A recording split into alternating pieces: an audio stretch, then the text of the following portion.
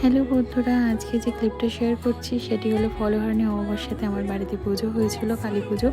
সেটিরই একটা clip share করছি। দেখতেই পারছো সামান্য আয়োজন করেছি কালী পুজোর জন্য। আর কালীপুর মায়ের পেছনে যে রয়েছে আমার নাগা মা রয়েছে, মানে মা মনসা দেবী, তিনারও পুজো হন। এই বছর যেটা 25 তারিখ পড়েছে নাগপঞ্চমীর দিন আমাদের প্রত্যেক বছর অনুষ্ঠান করে পুজো হয়।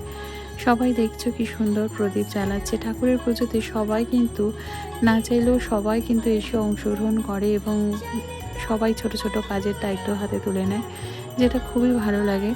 আর দেখো কত সুন্দরভাবে মায়ের আরতি করা হচ্ছে এখানে, কত সুন্দরভাবে পুজো দেওয়া হয়েছে। আপনাদের সকলের আশীর্বাদে ভালোবাসায় খুব সুন্দরভাবেই সেদিনকে পুজোটা মিটেছে এবং মা যেন সকলকে আশীর্বাদ করেন। সবাই তোমরা ভালো থেকো এই কামনাই করি। সবাই ভালো থেকো। Bye bye.